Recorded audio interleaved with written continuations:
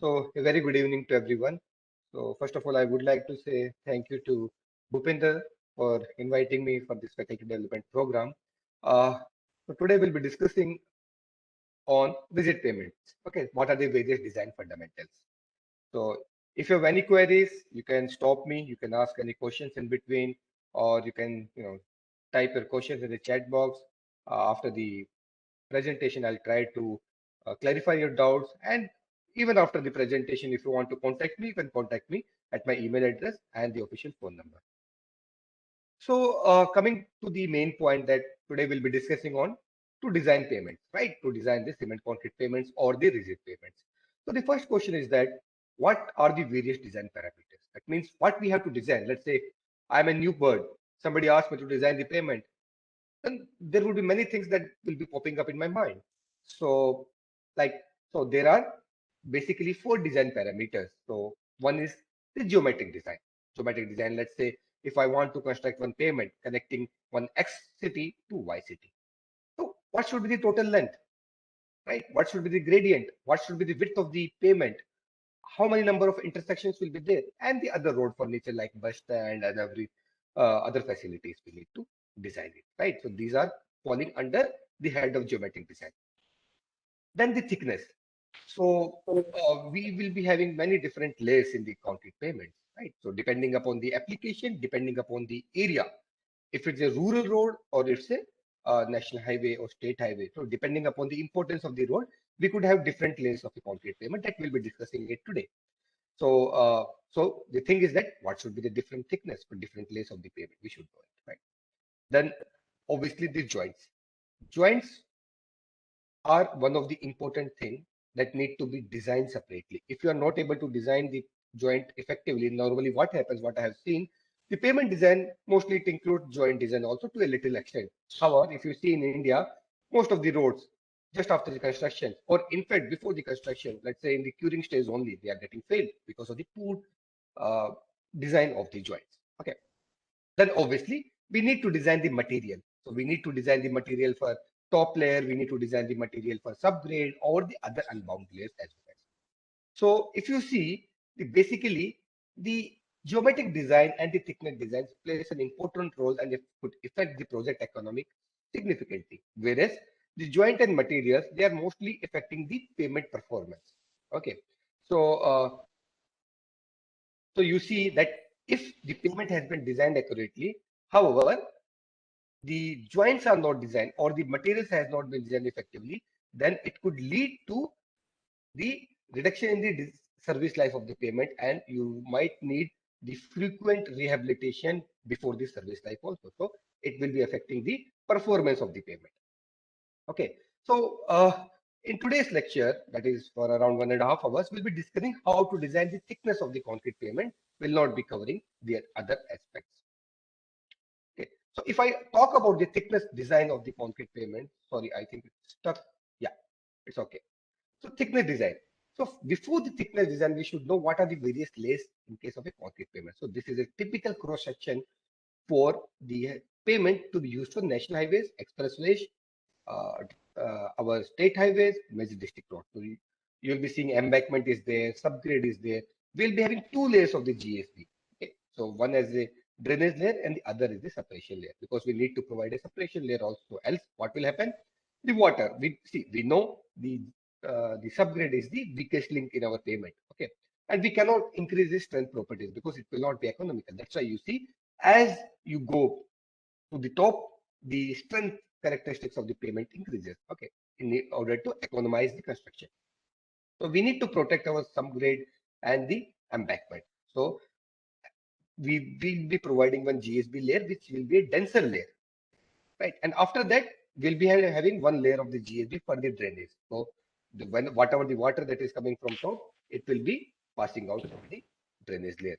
And if some water is coming from the down because of the capillary action, it will not be allowed to go into the top layer because we have a GSB layer. Okay. And the other purpose of the GSB separation layer is to, when the water is coming, if it is coming with some fine aggregate, or let's say the fine grained soil lesser than 2.36, or you can say wherein 50% passing through the 75 micrometer sieve, it will be catching it. And then we'll be having a dry lean concrete layer. that is DLC layer. So mostly it's not a load bearing layer. It is generally used for to support the construction activity, because you see this slip form paver, it has two belts, right? It need to support, right? And after that, we'll be having a PVC sheet in between the DLC and PQC. The main purpose is that if you bond both the payments together, sorry, not the payments, both the slabs together, PQC slab and the DLC slab, so what will happen? You'll be getting a large volume of the concrete. And if the volume is large, and we know the tendency of the concrete, it will be shrinking initially, right? And when it is trying to shrink because of the larger volume of the concrete, the frictional stresses will be higher, and then we can see uh, the cracks that will be developing in the concrete pavement. So to avoid that shrink, the frictional stresses, will be providing a sheet which will be differentiating between the DLC and the PQC. And then we'll be having a slab we call as a PQC slab. So people are normally confused, that they will be thinking that can we use the same material that we are using for the building in case of the concrete pavement? I say no. There are numerous difference between the building concrete and the PQC concrete. Okay, so we'll be having one PQC slab. So normally, if somebody asks you to design a concrete pavement, it's very, very simple. Okay, it's very, very simple. So if you know, like for example, for today's example, we'll be designing a pavement for national highway. Okay, so we need to provide the subgrade, embankment. So embankment is normally 500 mm. It should be compacted existing place, over which we'll be having a layer of subgrade. Subgrade could be have two thickness, 300 mm and 500 mm.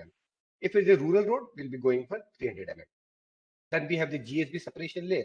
So we can have a separation layer of 100 to 150 mm if we are using the granular aggregate. In fact, because we know we need to separate it, right? We need to separate the subgrade from the other layers. So we can also go with the geotextile layer, depending upon the economy. In your area, if you are having geotextiles, you can definitely go towards it. But we need to do the cost analysis. Then we can have three layers of the GSB as a drainage layer. One is 150 mm, one could be 225 mm, and the other one could be 300 mm. It depends upon the permeability that you require. Let's say if I'm constructing one road in Jodhpur where Bhupender is working, okay, I don't know about the annual rainfall, but I assume it will be lesser than in other, like let's say in Kerala or some other part of the India, right? So in that case, based upon the permeability requirement, we can decide the GSB drainage layer. And then we'll be having DLC. DLC, we can have two thicknesses. One is 100 mm, which is normally prescribed for lesser important roads, like state highways are there, major district roads are there, okay, or the other district roads. But if you have to design a concrete pavement for national highways and expressways, the minimum DLC thickness that is required is 150 mm. Then in the end, we are coming for the PQC slab. So the PQC slab thickness can vary from 20 centimeter to 40 centimeter, depending upon the loading conditions as well as the environmental conditions, right? So if you see that embankment, subgrade, GSB separation layer, and in fact the GSB drainage layer also, the thickness are more or less predetermined. So you need no need to design it. It's predetermined depending upon the application, depending upon the rainfall characteristics. However, we need to optimize the DLC thickness, and this, in fact, the DLC thickness is also fixed, because we know right now we are designing for the national highway, so we'll be going for 150 mm. So basically, the slab PQC thickness need to be designed. So you must be thinking that if all the different layers we can prefix it, why don't we prefix for the PQC slab also, right? So if you see, normally in the rural areas, they say the minimum thickness should be 150 mm for the concrete pavement. Can we fix it for the national highway? Yeah, definitely we can fix it. But there are many conditions, there are many parameters that will be affecting the payment, the thickness. Okay, today we'll be going to uh, go through the fundamentals of these parameters. So if I talk about the history of the payment design, right? So let's say I'm at the hilly area. I need to construct one payment, but I don't have any design guidelines. What to do? Right. So historically, how it got started. So earlier, what we used to do, because we don't have any design guidelines, so we have to make some design guidelines, right, based upon some field experience. So that's what happened in Oslo Design Road. So they constructed different roads, flexible payment, rigid payment, with different conditions of the subgrade, base course, different intensity of the traffic, and the rainfall, and many things they have considered, right? And based upon that, they got some data. Okay, And based upon the data, they came out with some models. So these models are empirical models, and the design corresponding to the empirical models are the empirical design. But obviously, there will be some lacuna. Let's say I'm in Jodhpur, right? So Jodhpur, the climatic condition will be different. And if I'm talk about the Tamil Nadu or Kerala, the climatic condition will surely be different. So we cannot apply the same design for the other parts, right? So that was the major lacuna. So what to do in that case? So in that case, we cannot even construct different roads in different areas, change many conditions. Like if I talk about the soil in Jodhpur might be sandy. Here it might be a little bit silty. Okay, so how to change? So it depends upon the economy. If we have that much of money, I can do anything. But yeah, 1 kilometer of the road will be around 4 to 5 kilometers, right? How to take that economy? So nowadays they're shifting it to the mechanistic approach. Mechanistic approach means you'll be sitting in your computer, you'll be making a concrete payment, you'll be changing the climatic conditions in your computer with the help of some thermodynamics models, and then you'll be changing the materials property, you can change the traffic loading condition, you can change whatever you want to change. And from that, you'll be getting the data, and with that data, you can generate some models. Okay, those models will be known as mechanistic approach model. But again, we have some assumptions. Like if I talk about the bitumen, somebody will be saying it's a elastic material. Then we came to know it's a viscoelastic material. Means we need to assume many things here, right? And whatever we are designing in our computer, and if you go to the field, things will be different, right? So that means we should have a balance between the empirical design and the mechanistic design. So that balance is named as mechanistic empirical design, wherein we'll be sitting in a computer, we'll be making some models, we'll be making the payments, we'll be getting the data, and then we'll be validating the data from the field performance. So to somehow we could validate it, and we, based upon the experience, we can further optimize these models. And if I talk about the IRC 58 2015, which is the design guideline that should be followed in India for the construction, for the design of uh, major highways. Okay, it's a mechanistic empirical based model. Okay, so today we'll be discussing about the IRC 58, which is a empirical design approach. So generally what happens in case of the mechanistic empirical design approach is that, as we mentioned, it's a combination of mechanistic approach and the empirical approach. Okay, so first we'll cover the mechanistic approach. In the mechanistic approach, we have three parts. The first part is that we need to construct one structure model. Means I'll be making one payment, I'll be applying the loading, and then I'll be noting down the behavior of the payment. Okay, so behavior could be in terms of stress, strain, or the deflection, right? So normally, how to do it? We'll be using some FPM based software where we'll be making small nodes and applying the loading and mapping the behavior at different points or the different nodes, right? And then after that, the payment will be failing, right? The payment slab will be failing at some loading condition or at some stress or the strain, or there could be maximum deflection. If I apply, there could be maximum deflection at which the payment will be failing, right? So we should know that in what conditions payment are failing, whether it's failing in strain, whether it's failing because of the stresses or because of the deflection, what are the various conditions. So for that, we need to go and then study the different distress models.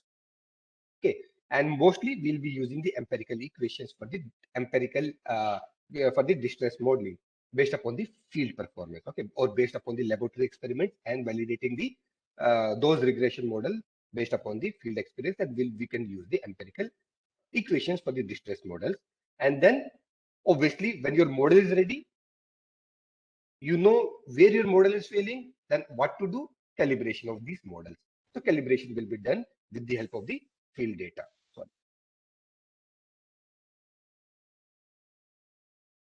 So these are the steps of the mechanistic empirical design procedure that is followed in IC 58. First of all, we'll be assuming the payment configuration. Then we'll be varying the input conditions like climatic conditions, material property, and then we'll be importing the climatic model. As we mentioned, we could come out with some heat models, so many softwares are there, right? And then we'll be putting the input traffic, maybe single axle load, tandem axle load, or multi axle loads, right? And then we'll be noting down the behavior of the our structure model in terms of stress, strain, and deflection. And then we'll be studying this payment response in terms of the distress model, and then we'll be calibrating it. That comes the picture of the reliability concept, and then finally we'll be calibrating it. If these models are calibrated, well and good. Else we can again change the various input conditions. Okay, so this is the same thing that is. I think somebody is unmute. So Bhupender, can you mute? I think someone is unmute. Okay. Anyway, I'll be continuing. So if I talk about the structure model, you must be thinking, right? You are making a slab, and then you are fitting the slab over the subgrade, right? And then you're applying a single axle load or tandem axle load, tridem. Somebody can say, no, no, no, I want to put many different loadings over it, right? So for that, what we have to do in ISA 58, what we have done, we did the design, we did a structure based upon the worst scenario. Because if my model is valid for the worst scenario, that means it is valid for the beneficial scenarios or the normal optimum scenarios as well, right? So the worst scenario is that I'm keeping the slab directly over the subgrade. No need of providing any in-between layers because it will be enhancing the stiffness of the unbound layers. So for the simplicity, you can say, or the worst scenario, I'm considering a thin elastic film is sitting over the subgrade. Okay, it's a Winkler foundation. We'll be discussing at later stage what is the Winkler foundation, and then we'll be providing a load. Then the questions will be there, right? What should be the load? Whether it should be single axle, tandem axle, or tridem axle. What should be the position of the loading? Okay, position means if you see the top view, whether it should be here, it should be here, it should be here, it should be here, right? These questions will be popping up. And then is there any contact difference? What is the contact pressure or the contact area between this tire and the surface? Similarly, for the slab, what is the dimension of the slab? Is it small slab, biggest slab? What is the contact between the, sorry, how much is the contact between the subgrade and the slab? And what is the strength of the slab? Because everything will be affecting your model. Similarly, for the subgrade, what kind of soil you are using? What is the depth of your model? What is the strength of your model? Right? Many things are there. So a designer who are designing the structure model should consider all these things. The best way is to consider the worst scenario. What is the worst scenario? I know my payment, the worst scenario is single axle load because as you know, stress is equal to load upon area. If I increase the area, the stresses will be lesser, right? So if I have a single axle load, that means the area of the load distribution will be lesser, and then maximum stresses will be there. Similarly, we can compute whether the if I talk about three locations, there are three critical locations: corner, edges, right, and the interior. There could be three critical locations in case of the concrete payment. We can work out which location is the critical, but in IRC 58, they are considering that edges are the critical location. Critical means where the payment will be normally failing.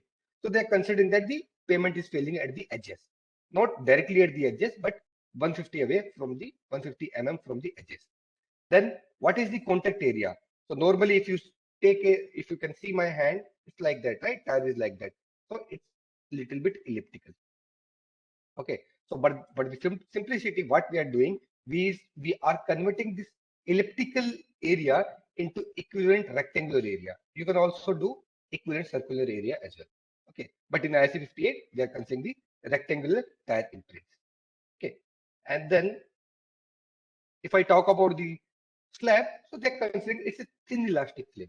See, we are going to assume many things, right? So thin elastic film, which can bend in both the directions. And then dimensions, they're considering only a slab of dimension 3.5 into 4.5 meter. It is very important point because many contractors, many other academicians are reaching out to me. They are asking, sir, if the dimensions of the can we design the payment, for different slab dimensions with the help of ISC 58. But remember, this is valid only for a slab thickness of 3.5 into 4.5 meter. If it is more than that, what will happen? If it is lesser than that, what can happen? Okay, so there we need to follow some other approaches. And then the subgrade, we are considering the subgrade as a dense liquid. Okay, so dense liquid means which will not be having any shear. Okay, and the depth is infinite, and uh, how to evaluate the strength? Strength can be evaluated with the help of modulus of subgrade direction that we'll be discussing. So this is the structure model. So let's say I have fixed my structure model, and I'm applying a single axle load, and then I'm mapping the behavior of the payment in terms of stress, in terms of strain, in terms of deflection.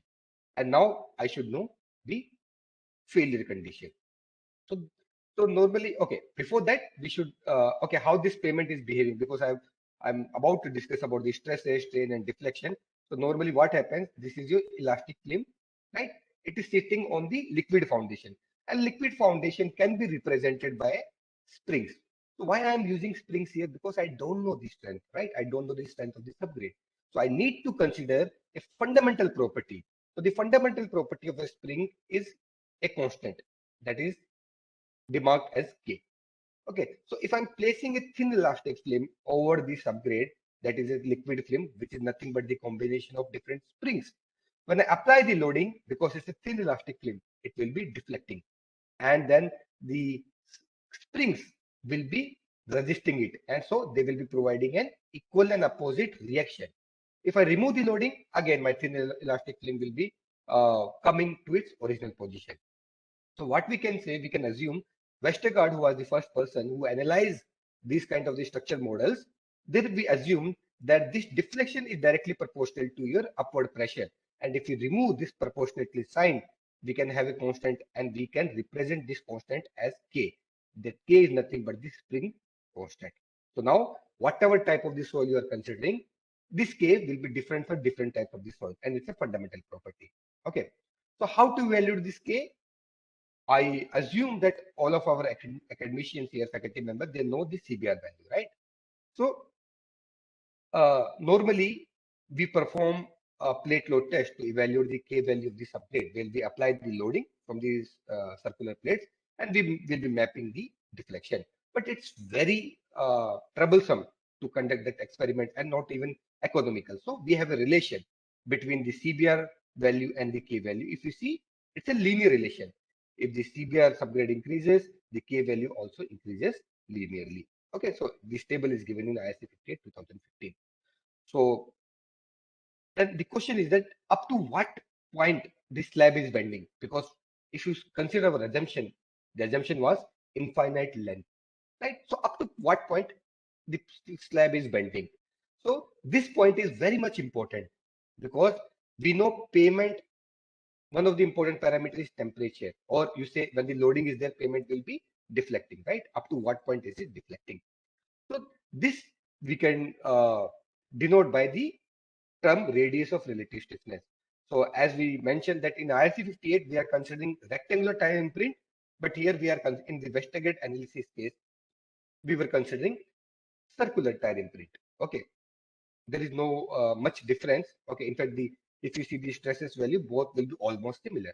So when you apply the loading, so the payment will be deflecting, right? So below there will be tension, and the top side there will be compression.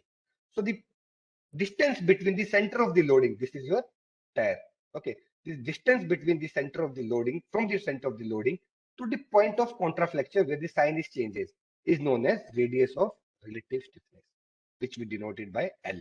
And this is the empirical model that, oh, sorry, theoretical model that we got it, which is equal to EH cube upon 12K 1 minus Poisson's ratio square. Okay, where K is your modulus of subgrade reaction. So higher the strength of your subgrade, lower will be the radius of relative stiffness. Higher the thickness of the pavement, higher will be the radius of relative stiffness. More is the modulus, more will be the radius of relative stiffness.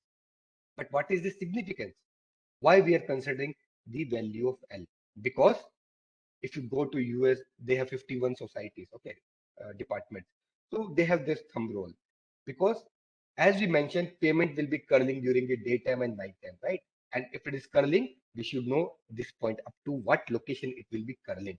And there the, you know, cracks will be coming. Okay, so they say that try to reduce the ratio between the slab length and the radius of lattice thickness below 5, or it's the spacing between different joints. So if I talk about the spacing between different joints, normally in our IRC 58 case, it is 4.5 meters, right? They say it should be less than 21 times the depth of the PQC slab. Else, the shrinkage, because of the shrinkage, the cracks can happen. Okay, so that is the main significance. Anyway, coming to the uh, which location is critical, whether it should be corner, it should be edge, or it should be interior. Interior will not be critical, right? Because if it want to deform, we have the concrete all surrounding the interior. More concrete is there. So obviously, by the common sense, it not the because of the loading, it's not the critical scenario. But critical scenario could be corner and the edges. In case of IRC 58, we are considering edges to be the critical scenario. Edges means 150 mm from the edges. Okay. And then that means we are designing the, oh, sorry, I'll take this point here.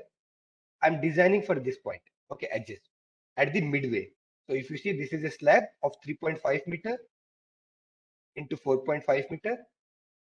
At the mid location, 150 mm from the edges is the critical location. That means if the thickness at this point is able to resist the stresses, that means anywhere else, all these points will be able to resist the stresses, and then you can say that thickness is the minimum thickness should be there for the PQC.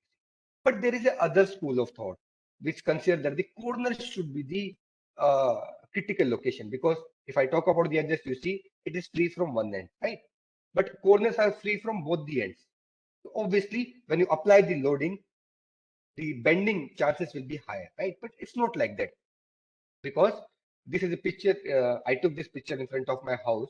So here also you can see the corners are being cracked. Okay, corners are being cracked. Why?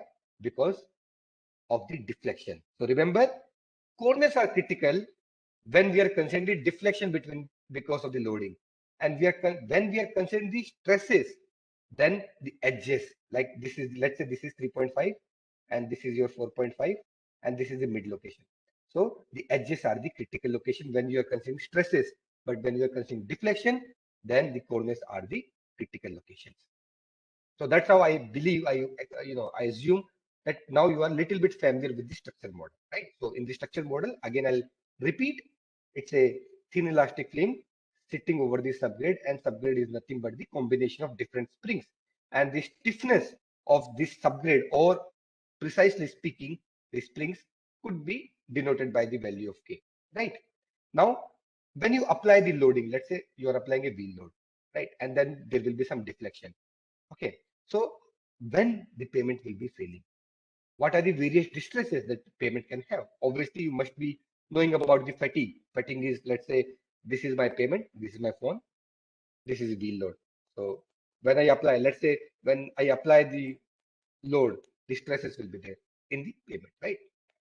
So let's say the strength of my payment is better and the stresses are lesser. So what will happen? It will not be failing. But when you apply the repeated loading, so what will happen? The payment will be coming into the fatigue, and because of that, there will be cracks. So those cracks are known as fatigue cracks. The other distress could be pumping and erosion, which you might have read in your undergraduates. Pumping is nothing but when the water is coming from the joints. Okay, before that, I want to clarify one thing. See, normally all the students are asking this question, that we have the joints in the payment. So they assume that we are constructing 3.5, 4.5. If the vehicle is in this direction, 3.5, right? It's not like that. Okay, it's like you are constructing your payment, and then after that you are cutting the joint. So this is your top view, and if I talk about the side view, these are the dummy joints. Okay, at every at every 4.5 meters, up to the depth of, let's say this is D, so up to the depth of D by 4 to D by 3. These are the joints. Okay, so first you need to construct the payment, then you need to cut the joints. So what happened in the pumping? They assumes that, one second. They assumes that when the water is going through these joints, right, and then below here we have the subgrade, so there will be mud formation, and we again apply the loading. That mud will be coming out of the joint, and then a void will be formed, and because of that, cracking will be happening. Right, this could be one of the distresses. The other distress is the our punch out, which is normally happening in case of the reinforced concrete pavements where we are using the steel members, right? So, and then we can have faulting. Faulting means if there is an elevation difference between the two adjacent slabs. So let's say this is at a level of 100 and this is at a level of 101. So there is 1 centimeter level difference. So this is nothing but the faulting. And we could have many joint deterioration. So for national highway, if I consider, can I say national highway will be failing in fatigue? Yes, it can fail because pavement are bending. What about the pumping and erosion? Do you think pavement will be failing in pumping and erosion? I don't think so, because below, if you see the real typical, if you remember the real typical cross section, we have a DLC. Then after DLC, what we are having? We are having two layers of the GSB. GSB as drainage layer and GSB as suppletion layer. And here we have the subgrade. Do you think the mud will be coming to this location? No. So that means pumping and erosion will not be a critical scenario. So we can avoid it. Similarly, if I'm designing plain concrete pavement, so punch out will not be a distress. What about the faulting? I'm providing a double bar here, right? So that it can transfer the 50% of the loading from this slab to this slab. That means joint faulting cannot be a critical scenario. Sometimes, if the double bars are not designed properly, if the joints are not designed properly, faulting could be a real mess, right? So, in nutshell, what we can say, the fatigue cracking could be the real critical scenario, right? So, in IRC 58, we have considered that the model that you have considered, that thin elastic frame sitting over the different combination of the springs, if it need to fail, it will be failing only in fatigue. Okay, so we can have two types of the fatigue. One is cracking at the transverse location. So let's say this is my direction of the traffic, and this is my slab. So this is your transfer direction, and this is your longitudinal direction, right? So it says that because of the fatigue, we can have two types of the cracking. One, when your vehicle is exactly at the mid location of the slab, and then a crack can be there. You must have seen the transverse cracking. The other cracking could be combination of two parallel cracks. If you see the if you measure the distance from here, it will be mostly similar. Okay, in that case, this says that when the vehicle is standing, if the vehicle is standing at the center of both these slabs, okay, this is one slab, this is two slabs, then also fatigue can happen here. Okay, I'll take one example here. So this says that this is my slab.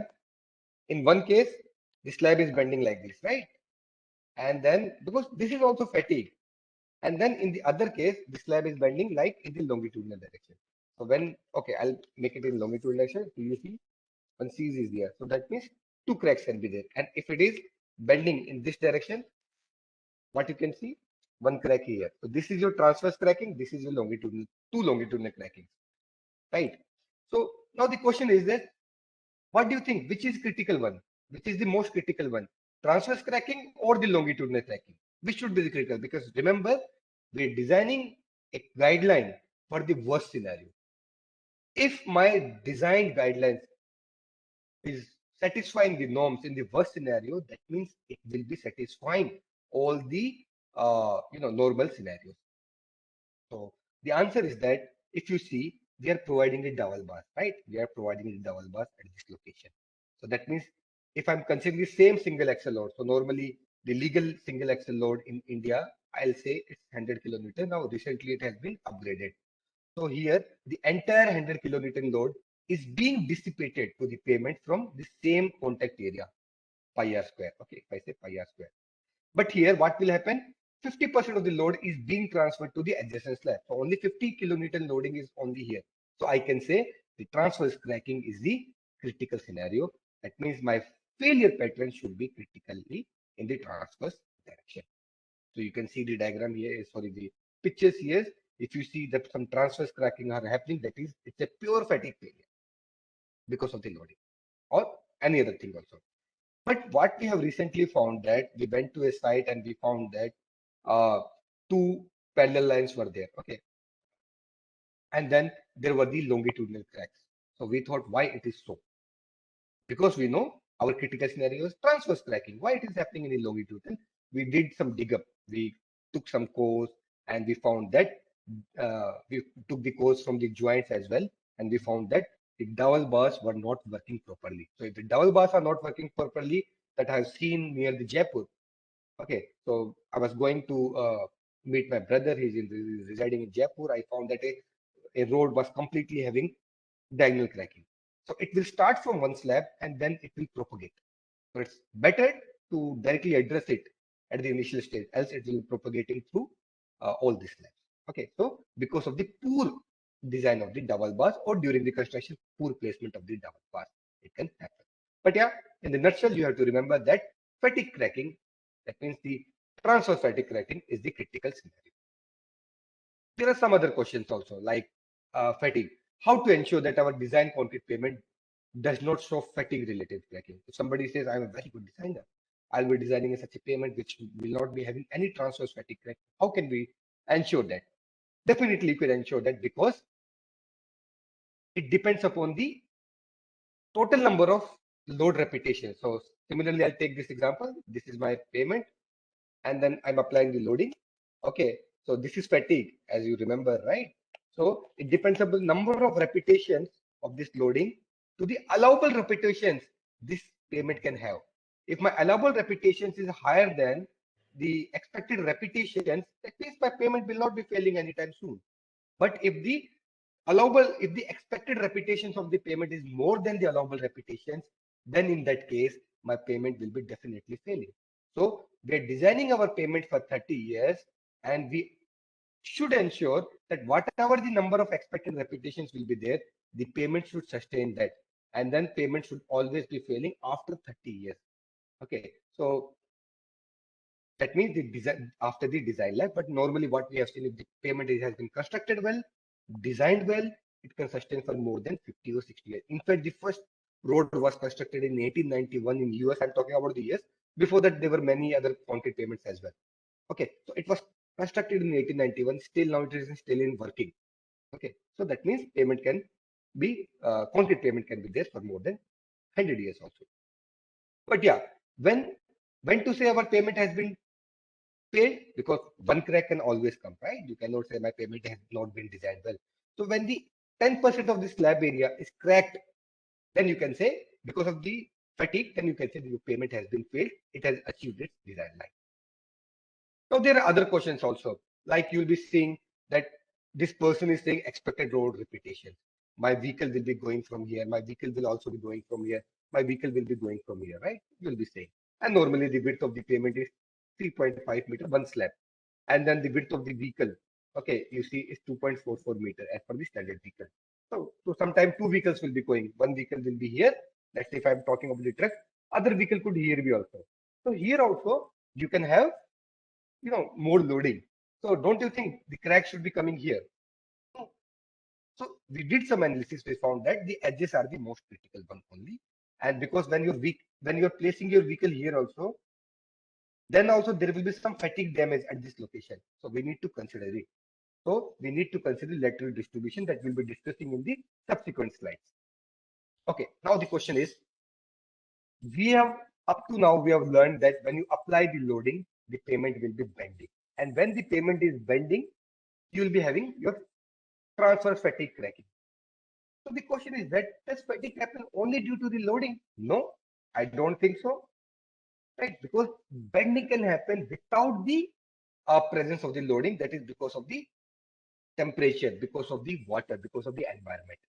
Okay. So let's say I'm constructing my payment and then it's a bright day. Okay, let's say in Jodhpur, where the temperature differential could be higher. So what will happen? The payment, because of the sun, here there will be little bit expansion, right? Payment will try to expand, and then relatively the temperature at the bottom will be lesser. So relatively the payment will try to shrink. But now do you think the payment can do it? No, the payment cannot do it because this is I'm talking about after 20 days of the curing. The payment is so strong. So payment, if some pressure, let's say if you can see my hand, okay, if I want to flip my hand, can I flip it? Yes, I can do it. Nothing. You will not be feeling any stresses.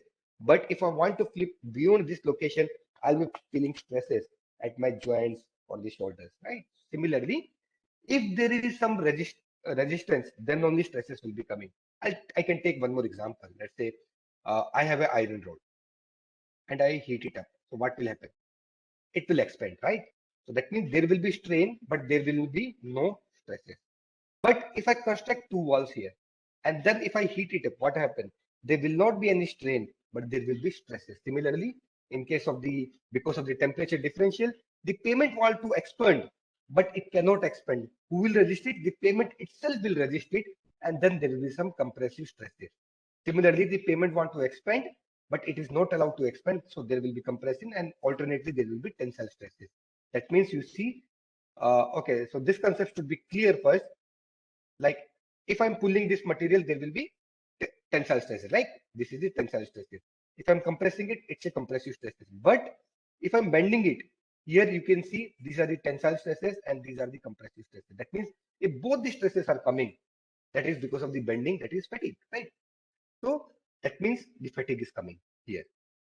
Similarly, when you have more moisture, normally the moisture content at the bottom of the pavement will be higher because of the groundwater and the capillary action, right? So the moisture will be higher at the beneath and the moisture will be lesser at the top. So what will happen when there is a lesser moisture, the pavement will try to shrink. Now it cannot be allowed to do so because of that tensile stresses will be coming. So you see here during the daytime, the tensile stresses are occurring at the bottom and during the daytime itself because of the moisture difference, the tensile stresses are coming at the top portion. So that means they'll be neutralizing each other. So that's why you see nowhere in the world we are considering the warping stress. Remember, because of the water, it's called as warping. Don't get confused between curling and warping. They are two completely different phenomena. And in some of the books, they'll be writing curling and warping together. They are different. Curling is because of the temperature and warping because of the moisture. And then at the same time, the curling and the warping, the tensile, because concrete is weak in tension, right? So the tension at the same time will be in different directions. So we nowhere in the world we are considering the warping stresses. We are only considering the curling stresses in case of the design of the pavements. Now the question is that can we add both? Because if I apply the loading, let's say this is the daytime and you are applying the loading. So obviously the tensile stresses are occurring at the bottom. During the daytime itself, if there is no vehicle loading also, the tensile stresses, you seen that it was coming at the at the bottom only. Okay, at the bottom only tensile stress. That means tensile because of the loading, tensile because of the temperature. And we know concrete is weak in tension. That means definitely it needs to be added together. How to do it? Let's see this example that we already discussed. In the bright daytime, the tensile stresses will be occurring at the bottom part, at the mid location. And then because of the loading also, the tensile stresses will be occurring at the same point. Okay, yeah, obviously the tensile forces for the stresses will also be here and here, right? The tensile stresses will be at different location because the vehicle will be traveling here, from here, here. So I'm considering only the worst scenario. Worst scenario is that the vehicle is standing at the mid. Similarly, the tensile stresses at the bottom of the pavement will also be there. The maximum will be there. So if we combine them together, the maximum tensile stresses will be exactly at the center. Okay, that's why the cracking will be occurring at the bottom. Okay. Similarly, during the daytime, nighttime, what will happen? The concrete will try to curl towards the top. The concrete will try to go towards the top, but it is not allowed to do so, right? So what will happen? The compressive stresses will be coming here and the tensile stresses are now coming at the top. In the previous case, in the daytime, it was coming at the bottom. Now the tensile stresses are coming at the top. Okay. And we know, let's say the tensile stresses are coming at the top, but if I consider my weak pavement and put the same vehicle, same single axle vehicle here, the tensile stresses are coming at the bottom. But because of the temperature, it is at top. Because of the loading, it is at bottom. So the combination will not be severe. Condition will be severe when your entire vehicle is coming. So already the tensile stresses are at bottom, sorry, at top because of the negative temperature differential that is occurring during the night time. And when your entire vehicle is coming, so it's like that. It's like that. Already the tension is here, and then if you further pull it down, so what will happen? More tensile stresses will be here. So when your entire vehicle is coming, then it will further increase the tensile stresses, and then the crack will be happening at the top. Okay. And in terms of the language of IRC 58, we call them as bottom-up cracking that is happening during the daytime and top-down cracking that is happening during the nighttime. Why they're calling bottom-up cracking? Because the critical tensile stresses were occurring at the bottom, because of which cracks might have generated, and with the due course of the time and the vehicle passes, the crack will be propagating towards the top. That's why they name as bottom-up cracking. In case of the night time, the maximum tensile stresses will be acting at the top, and in due course of the time, it will be trying to down. So that's why it's named as top-down cracking. Now, the important question is that are all the vehicles will be contributing towards the top-down cracking or bottom-up cracking? No. If you see, let's say this is the condition.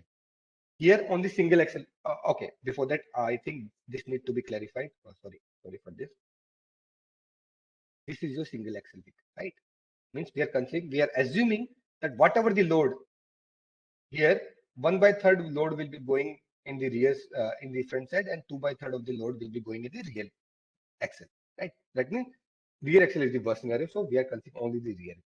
So whatever these diagrams are there, consider these are the rear axle, right?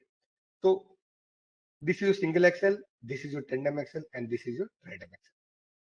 It can have one tire on the both sides. It can have two tires on the both sides. Nowadays, if you see, because of the uh, you know uh, technology development and many other things, mostly all the vehicles are dual tire axles, right? So let's say, okay, try to fit this thing in this diagram. Now it's a single axle vehicle. If I place two axles here, so what will happen? Then also tensile stresses will be at the bottom. But if I consider three axles here, what will happen? The combination of the stresses will not be at the middle. Okay, so we say that if the payment is sustaining the single axle load, that is the worst scenario, it can sustain the other. Okay, but here the vehicle can be here also, the vehicle can be here also. In fact, this is your width of the payment, sorry, length of the payment, that is 4.5 meter, length of the slab, sorry, and this is your width. So only those vehicles which are lesser, whose wheelbase, we call as a wheelbase, whose wheelbase is lesser than the length of the slab, will be contributing towards top-down drag. If the vehicle can be like this also, it will not be coming. Only one tire will be coming at a time. Both the tires cannot be, both the axles cannot be coming at the same time, right? So only those vehicles need to be considered. Inertial, again, I can repeat, it happens during the, because we are designing for the worst scenario. So the maximum positive temperature difference occurs between 10 a.m. to 4 p.m. Each axle will be contributing, and then we are not considering the tridem axle, like we discussed. Similarly, top-down cracking, the maximum negative temperature differential will be occurring from midnight, 12 o'clock to morning 6 o'clock, and only those vehicles who's having a wheelbase, this is a wheelbase, lesser than the length of the slab of 4.5 meters, they will only be contributing to us top-down. Okay. And then now my question is that which is critical? Remember, in this guideline, we are always talking about the critical worst scenario. Which is critical? Bottom up cracking or top down cracking? They will be saying no, temperature differential is too much in the daytime, and the temperature differential during nighttime is relatively lesser. But you know, nowadays you have seen that all the commercial vehicles are allowed during the nighttime. That means the stresses because of the loading will be higher in nighttime. The stresses because of the temperature will be higher in the daytime, right? So that means we need to evaluate the critical condition. We need to evaluate. So that means we need to design the payment for both bottom-up cracking and top-down cracking, and then only we can say that the payment is failing in which one. So, or to be on safer side, we'll be designing the payment considering both the bottom-up cracking and top-down cracking, because in the daytime vehicle will be lesser, nighttime vehicle will be high. However, the effect of the temperature will be higher in the daytime and lesser in the nighttime. So that means we need to evaluate the critical combination. We need to consider both the things for the design of the payment. Okay, how to work out? If you go through IC 58 specification, we have charts as well as we have the equations. So these equations you can use. So this is bottom-up cracking, this is for bottom-up cracking, and a single equation for top-down cracking. And for different conditions of the K value, remember the spring constant K value, which is nothing but the stiffness of your sublet. For different sublet scenarios, you have different equations. You can use this equation to get the stresses values. Okay, so now one more question. Let's say I have to design one payment, one in Jodhpur and one in Kerala. Conditions are same, traffic condition is same, soil condition is same. Then do you think the payment thickness requirement will be same? No, because we just now learn that the temperature differential will be having a significant effect. In fact, in these equations also you can see the temperature differential is additive in nature, right? So the reason wherein there is a high temperature differential, let's say, and okay, let me see, look for the Rajasthan. Okay, where is the Rajasthan? West Bengal, Himachal, Rajasthan.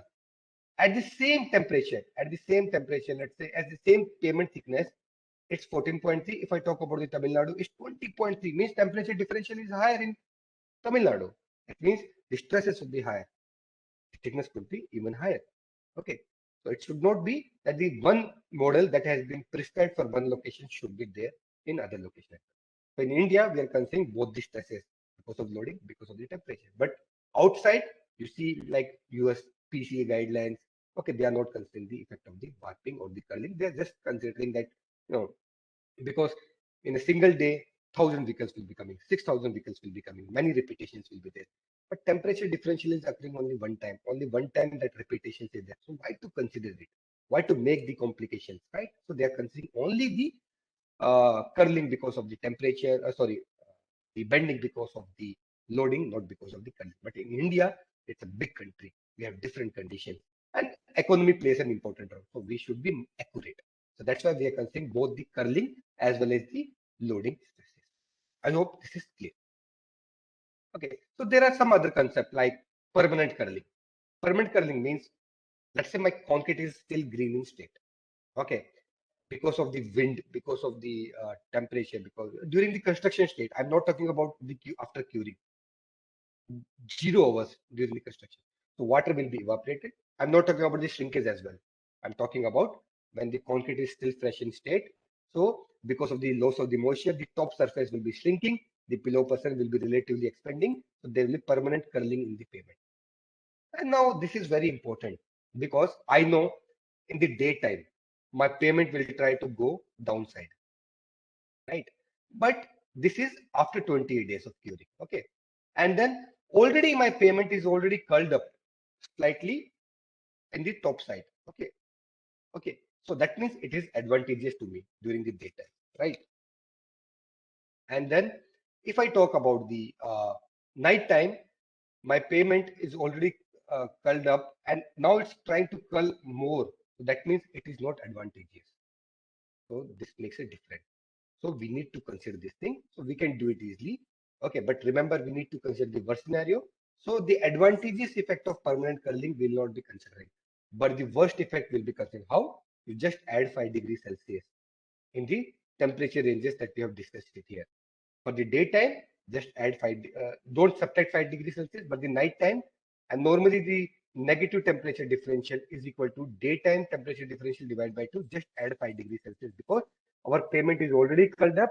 In the night time, it's trying to curl more. So, we need to consider it. So you can simply add the negative temperature differential 5 degrees Celsius. Okay, so this has been done in ISC 50. Okay, so this is the methodology. Now we have discussed many fundamentals, right? So this is the methodology. What you have to do? This is fatigue damage. We need to calculate the fatigue damage if you remember, right? The allowable repetition should always be more than the expected repetition until 30 years. Remember, this is the cumulative repetition. Okay, after 30 years only, the expected repetition should be more than allowable repetition. So how to calculate it? Allowable repetition, this is the methodology. You need to calculate the stress ratio. Stress ratio is nothing but the stresses that will be imparted because of the loading as well as the temperature and the strength of the slab. So we design the payment based upon the flexural strength. Okay, which is normally 4.95 we are considering at 90 days of the cure. Okay, not in the curing, at 90 days of the construction. So it is fixed.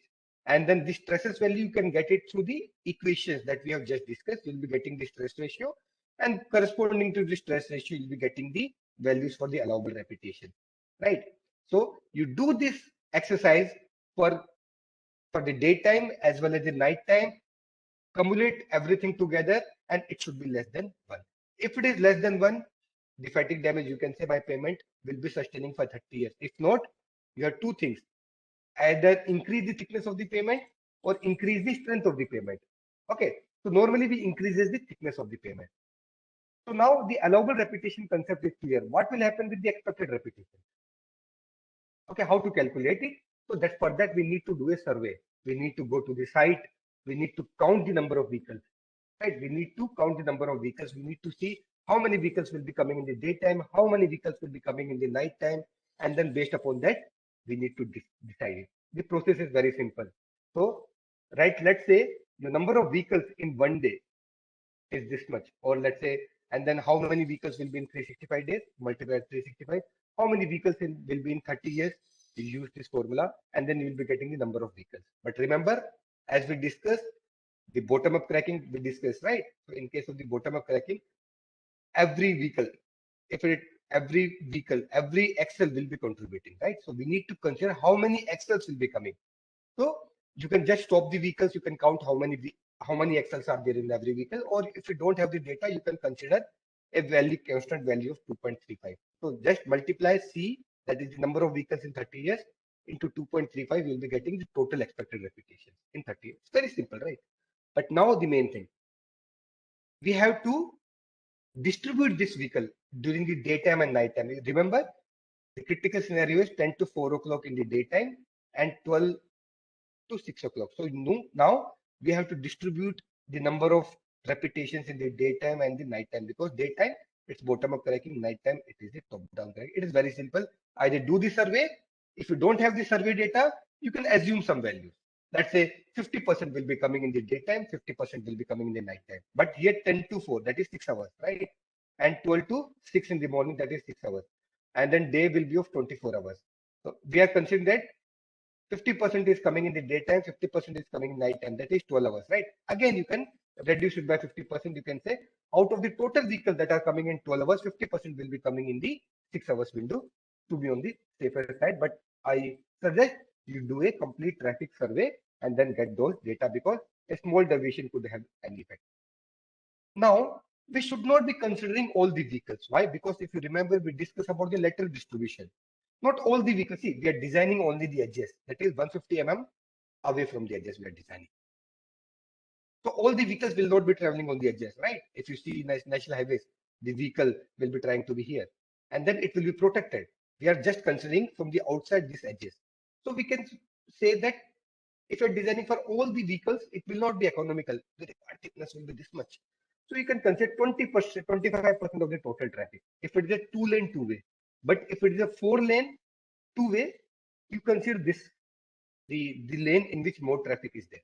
Okay, and then take 25% of the traffic in the predominant direction. You can consider it for the fatigue analysis. Okay, now coming to the, again, back to the IRC 58, you must be thinking this person was saying that a slab is there over the springs. But in natural, what happened? We have many different layers, right?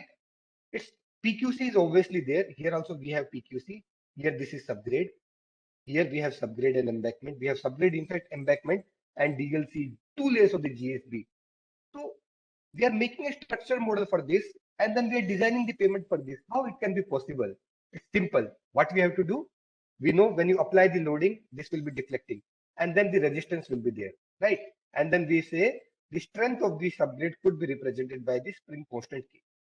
So here we'll be considering that all these layers, subgrade, sorry, embankment, subgrade, GSB drainage layer, GSB separation layer, DLC, they are nothing but the subgrade. Okay, but obviously subgrade is soil, right? Combination of soil and granular materials. But here we have DLC. That means the K value should be higher as compared to the spring. Okay, so how to get a cumulative K value? So step by step we'll be doing. How? What we have to do? We will be knowing the K value for the subgrade. Then we'll be adding the K value for the subgrade and this embankment. Again, you will be having the K value for GSB, then adding. It means weighted average you can take it. But no, it's not like this. You cannot just average it. You need to follow a systematic procedure. How it will do? Let's see. So this is the same concept as we follow in the flexible payment, like Professor Nikhil Sabu already have mentioned it. I hope so. So you have the CBR of the subgrade, you have the CBR of the embankment. Okay, and then you have to take the average CBR value of the embankment as well as the subgrade. Right. Once you get the K value effective CBR from here, effective CBR of subgrade and the embankment, you can use the relation that is given in the IRC 58 and then get the corresponding K value. So the minimum effective CBR that has been prescribed for concrete payments in India is 8%. So you see 8% will be here, and you have to just do the interpolation. You'll be getting the value, something like 58.85K. So you can get the K value there. After that, we have GSB, right? We have GSB. So we can even go for the cementated subbase. So there also you can take the values. Like say in Jodhpur, the rainfall is lesser. So I'm providing a GSB thickness of 150 mm. I already know the K value from the previous step. So I can get the K value here. Similarly, if I am providing DLC either 100 mm or 150 mm, and I know the subgrade modulus. Okay, and then I can directly estimate the K value for the combination of subgrade and DLC. But yeah, there is one thing. Please listen to this step.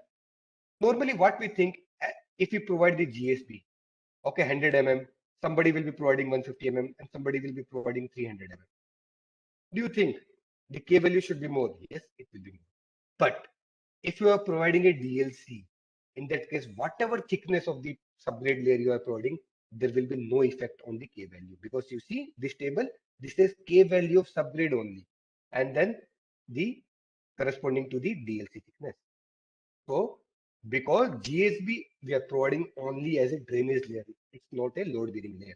However, if you are not providing a DLC, then increase in the sub-base thickness or increase in the something, you will be getting the higher K value. But if you are providing a DLC, there will be no effect of the other unbound layers. Okay, and then after that, you need to simple follow the methodology. Okay, so I'll just take 5 more minutes, just solve one example in front of you how to do it. Let's say this is the scenario that has been given to us, and we have been asked to design a payment. This is the same example as given in ISA 58 Appendix 1. So I'm taking it. Okay. So many data is given. They are saying to design a 4-lane national highway. Immediately, the first point that should be clicking, it's a national highway. Okay. So DLC should be 150. It's Bihar. Oh, rainfall will be there. So you can, based upon the permeability, you can say 225 mm GSB layer could be there. It's a 4-lane road. We need to count in which direction more vehicles are there, and we need to consider 25% of vehicles from there. Okay. And then how many vehicles are coming in the daytime and nighttime? They have already provided the data. And then this is the Excel load spectrum. This says that you design, you calculate the fatigue damage for each vehicle, and then do the cumulative fatigue damage, and it should be less than 1. So expected repetition divided by the allowable repetitions. If you do the cumulative one, it should be less than 1 for all these vehicles. This step is very simple. Based upon the economy, I'll be deciding the different layers of the payment. Okay. And after that, what will I be doing? I'll be getting a constant K value, because this is a national highway. I'll not be following this approach. I'll be just looking at the table between the subgrade and the DLC of 150 mm. I'll be getting the K value. So I should not be following this approach. And after that, we need to assume some properties. Like why? Because if you remember, the stress ratio was nothing but the stress is divided by the modulus of rupture, that is your flexure strength, and the flexure strength you can assume 4.95, because uh, the 28 days compressive strength it is given, you can convert it into flexure strength, or normally the strength development between 28 days and 90 days will be 10% higher. And these are the other properties that will be normally constant. Okay, so an Excel sheet has been shared with the IS 58 code. There also you can refer it. You don't have to remember all this process, but yeah, you should know the fundamentals. That's why this class was there, that the fundamentals of the concrete payments. And then you see this was in Bihar. So what is the temperature differential? Because in the stresses equation, as you remember, there was a delta T in the end, right? And then you know the positive temperature differential between this table. You know the negative temperature differential will be positive temperature differential divided by 2 plus 5 degrees, because we're considering the permanent curling, you'll be getting the negative temperature differential, right? And then after that, you need to calculate the expected repetition. It's very same. Okay, you are designing for 30 years, rate of growth is 7.5%. You'll be calculating the number of vehicles in 30 years. And then you have given an average axles for vehicle. You just multiplied that, you'll be getting the average number of axles in 30 years. And because we are designing consider lateral displacement of 25%, okay, and then we have to first see in predominant direction how many vehicles are there, and then reducing by 25%. We know 60% vehicles are traveling during the night hours, 40% of the vehicle, because it's given in the question, 40% of the vehicle are going in the daytime. You multiply it, and then this is for 12 hours, this is for 2 hours, and you know the critical condition is 10 to 4 in the daytime, and then 0 to 6 in the night time. So again, reduce it by 50%, you will be getting the number of vehicles in the night time. Okay, you can do it. Once you get the expected repetition for bottom-up cracking and the top-down cracking, then we have to convert them into, out of all this bottom-up cracking that is happening, means number of expected repetition during the daytime 10 to 4. Okay, so how many vehicles are the single axle vehicles. How many vehicles are the tandem axle? How many vehicles are the tridem axle? It will be given. You can get it from the axle load survey, okay, or the traffic survey. You can get it and just proportion it. Nothing, you just have to multiply it. Similarly, you need to distribute because not all the vehicles are single axle, right? There will be some tandem axle, there will be tridem axle. How much? You need to distribute it based upon your axle load survey or the traffic survey. It can be done, right? And after that, you need to evaluate the expected repetition, which is nothing but you have your frequency. Okay, you know, out of all the single axle vehicles, some of the vehicles will be carrying some loading, some of the vehicles will be carrying lower loading, right? And you already got the expected repetitions for single axle from where? From the previous step. Out of all these expected repetitions, how many will be single axle, tandem, and tridem? We simply multiplied it, right? So this is the total number of single axle repetitions. But single axles will be having different loading. Not all the vehicles will be having the same loading, right? So further distribute it in different numbers. How to do it? We already know how many vehicles are there in single axle, right? How many percentage of the vehicles are carrying a load of 190 kilonewton? How many percentage of the vehicles are carrying a load of 140 kilonewton? Just distribute it, just multiply it. You'll be getting the expected repetition. This is very, very simple. Now the important thing, we know fatigue damage is equal to expected repetitions by allowable repetition. How to get the allowable repetition? We already discussed. How? First of all, we should get the stresses value. The stresses value, you can get it from these tables, this equation that is given in ISA 58. And then after getting the stresses value, what you have to do? You have to calculate the stress ratio. Stress ratio is nothing but the stress value for every vehicle divided by the flexure strength of the slab, which was you have considered 4.95. You will be getting the stress ratio. And once you get the stress ratio, okay, correspondingly, you can get the allowable repetition. So this need to be repeated for all the axles, for all the vehicles, and you will be getting the allowable repetitions of for all the vehicles. So you already got the expected repetitions for all the vehicles. Now you got the allowable repetitions for all the vehicles. Just divide them, and you will be getting the fatigue damage. So do the fatigue damage for bottom-up cracking, do the fatigue damage for top-down cracking, and just sum them. And it should be less than 1. You can say the thickness that of the payment that you have considered. Okay, here if you go back to the first step, okay, sorry, I didn't mention that thing. I mentioned that the thickness I have assumed as 280 mm. Okay, and if the cumulative fatigue damage is less than 1 for 280 mm, I can say my trial thickness is safe. But then also one question will be there. Can it be safe at 260 mm? Yes, you can do it. Okay, so you keep on doing and then you economize your thickness. Okay, that's how we'll be mentioning that our payment is not only economical but also technically sound. Okay, so once you do it, you'll see these are the, you have to follow this process in order to calculate the fatigue damage. So calculate the fatigue damage for every vehicle, just sum them. So this is for single axle, this is for tandem axle.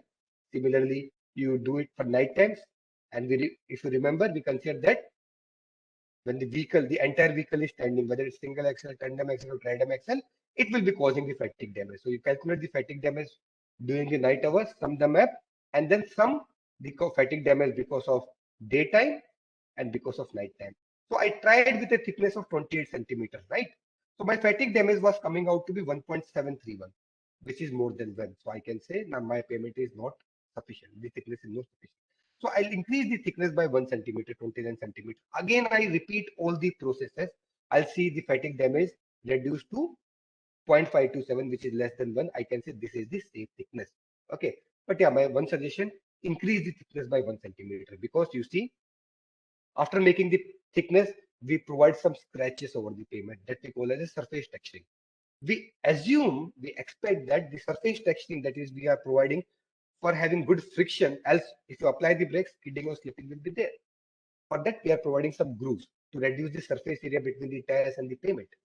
So that surface texturing will be there only for 10 years. After 10 years, again, you have to do the diamond grading and you have to make it. So we are designing the pavement for 30 years, right?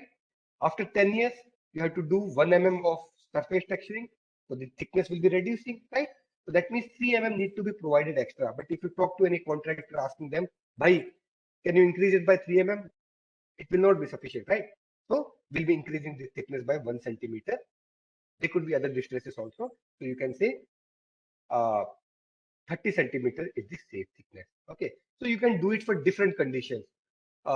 You can have earthen shoulder conditions. In fact, you can place the concrete shoulders also. And if you place the concrete shoulder, let's say my pavement uh, slab width is 3.5 meters, and if I'm just extending it by 0.5 meters on both the sides, so what will happen? Remember, our edges are the critical. Earlier, the edges were 150 from the outliers, right? Now you are increasing the width of the pavement. Okay, by 0.5 meter. Now my edges will be here, 150 from here. But scratch it. Don't allow any vehicle to flow it here. So the vehicle, the maximum the vehicle can come up to this border, right?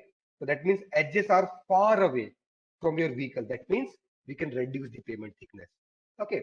And then there are the other concepts also, which I'll not be going in because of the paucity of the time. Okay, so this is the procedure of designing a concrete pavement. So with this, I'll say thank you. Thank you, Bhupender, for inviting me for this faculty development program. So this picture, we took it when we graduated together in 2018. I thought this is a nice opportunity to use this portal. So thank you.